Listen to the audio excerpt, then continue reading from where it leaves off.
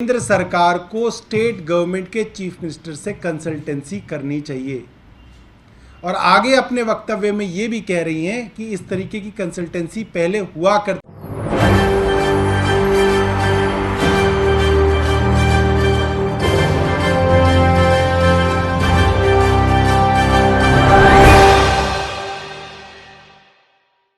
नमस्कार, SPN9 news देख रहे हैं आप। आपके साथ मैं हूं मानसी जायसवाल। आम आदमी पार्टी मोदी सरकार द्वारा लाए गए अध्यादेश के खिलाफ तमाम विपक्षी पार्टियों को एकजुट करने की कोशिश कर रही है। भले ही कांग्रेस पार्टी का साथ इस वक्त अरविंद केजरीवाल को नहीं मिल रहा है और कहीं ना कहीं अध्यादेश को लेकर के यहाँ पर मोदी सरकार के खिलाफ तमाम विपक्षी पार्टियां एकजुट हो रही हैं। सौरभ भारद्वाज आम आदमी पार्टी के जो नेता हैं, उन्होंने मोदी सरकार के खिलाफ तमाम बयानबाजी की है। जी हाँ, प्रेस कॉन्फ्रेंस करके उन्होंने तगड़ा निशाना साधा है अध्यादेश को लेकर के। क्या कुछ खुलासे उन्होंने अपनी प्रेस कॉन्फ्रेंस में किए हैं, सुनिए। में रही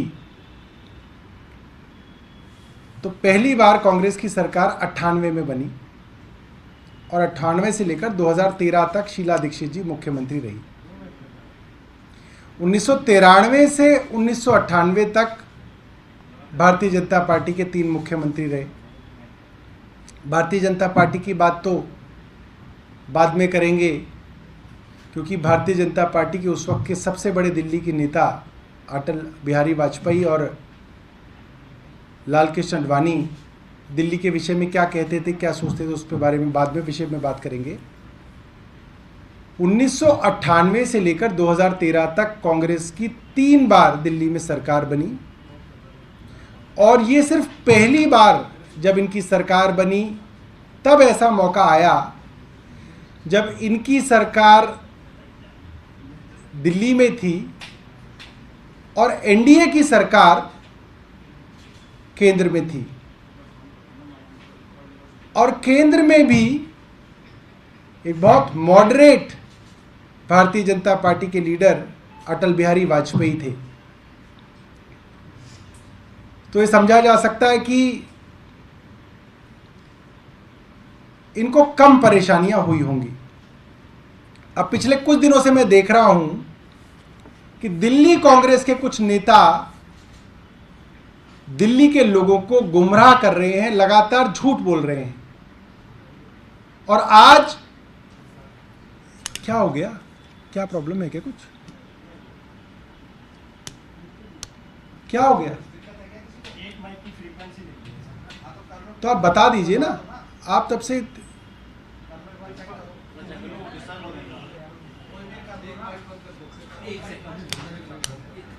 सिर्फ आपकी प्रॉब्लम है, आपने सब में हंगामा कर दिया। किसी और के लिए कर रहा हूं।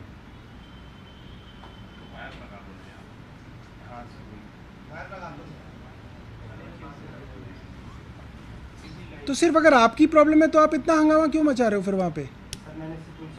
किसी और से ले लो आप, वीडियो तो किसी और से भी मिल जाएगा आपको, है ना।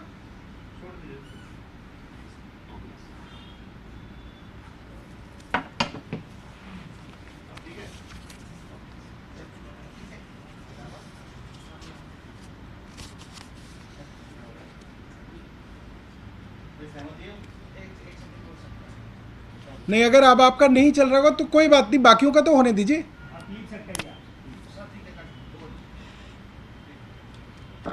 तो दिल्ली कांग्रेस पिछले कुछ दिनों से, खास तौर पे उसके 2 नेता पिछले कुछ दिनों से झूठ फैलाने के अंदर लगे हुए हैं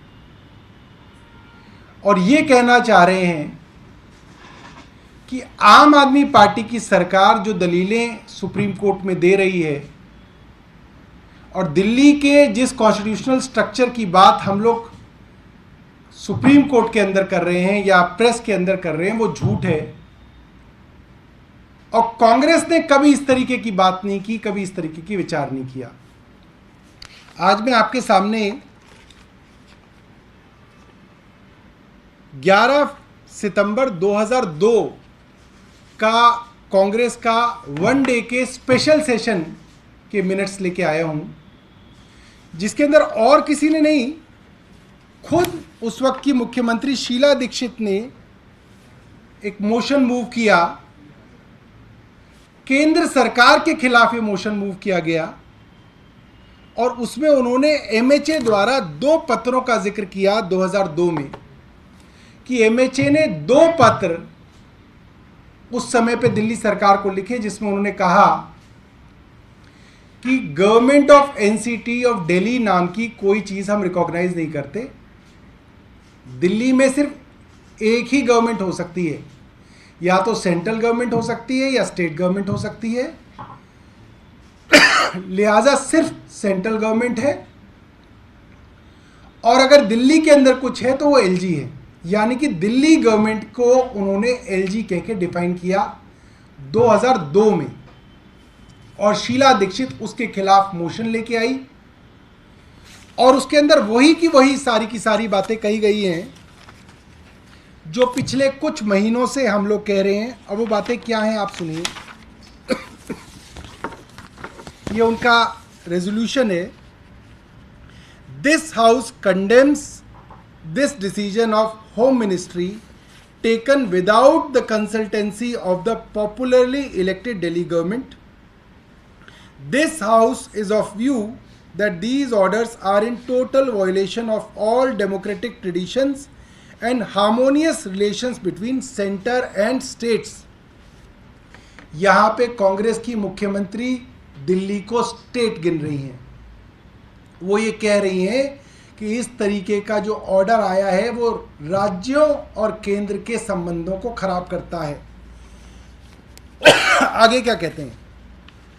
Moreover, the amendments to the rule this and this cannot take away what the Constitution Amendment Act and the Government of National Capital Territory Act 1992 have sought to give to the people of Delhi। हूबहू वही बात जो अरविंद केजरीवाल कह रहे हैं। जो शक्ति दिल्ली सरकार को कॉन्स्टिट्यूशन से मिली उसको आप कोई अमेंडमेंट करके छीन नहीं सकते। वही बात इधर से इधर भी नहीं हुई, बिल्कुल वही की वही बात। आगे क्या कहते हैं? और ये और कोई नहीं, दिल्ली की मुख्यमंत्री उस वक्त की शीला दीक्षित कह रही हैं, और ये हाउस में पास किया उन्होंने। It is an undisputed fact that NCT Delhi is a legal creation of constitution and enjoy special status. जिसके लिए अजय माकन बार बार झूठ बोलते हैं कि अरे दिल्ली का तो कोई स्पेशल स्टेटस है नहीं, ये तो यूनियन टेरिटरी है। ये खुद अपने रेजोल्यूशन में कहते हैं। आगे क्या कहते हैं? The legislative assembly takes cognizance of the fact that the constitutionally LG Delhi is entrusted with 3 and only 3 reserved subjects powers with respect to entry 1, 2 and 18 of the state list। यहां दोबारा ये बात साफ हो जाती है कि एलजी के पास अगर कोई शक्ति है तो सिर्फ लैंड, पब्लिक ऑर्डर और पुलिस है, और ये अपने खुद अपने रेजोल्यूशन में कह रहे हैं। यहाँ सर्विस का जिक्र नहीं है। जो बार बार कांग्रेस के नेता बार बार झूठ बोलते हैं कि सर्विसेज तो हमेशा से सेंटर के पास था, आज वो झूठ भी उनका एक्सपोज हो रहा है। मात्र 3 सब्जेक्ट्स जो थे सेंटर के पास थे। आगे एक और बहुत बड़ी बात शीला दीक्षित कहती हैं, जिसके सामने आज अजय माकन जी का पूरा झूठ एक्सपोज हो जाता है। वो कहती हैं पुलिस, पब्लिक ऑर्डर और लैंड में भी केंद्र सरकार को स्टेट गवर्नमेंट के चीफ मिनिस्टर से कंसल्टेंसी करनी चाहिए। और आगे अपने वक्तव्य में ये भी कह रही हैं कि इस तरीके की कंसल्टेंसी पहले हुआ करती थी, अब बंद हो गई। यानी कि जब कांग्रेस की सरकार केंद्र में आ गई, 98 के बाद कांग्रेस दोबारा आ गई, और उसके बाद जो 2 इनके,